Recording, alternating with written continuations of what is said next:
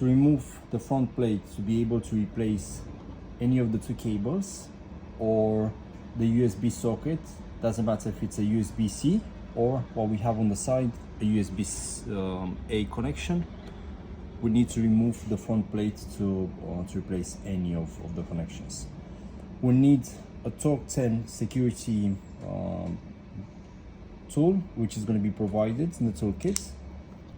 We need a Torque 10 security screw to be able to unscrew the nuts.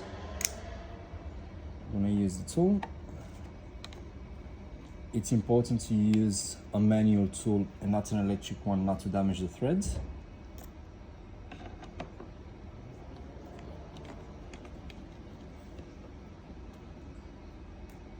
Take the screws to the side, remove the faceplate.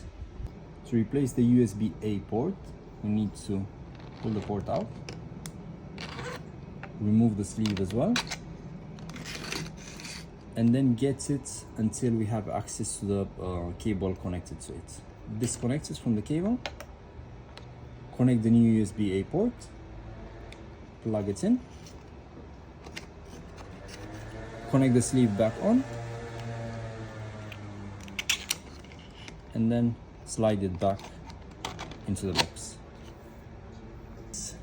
Slide back the faceplate and then connect back the screws, again trying to use a manual tool and tighten until it goes to the end. Don't screw them too tight so they don't damage the thread.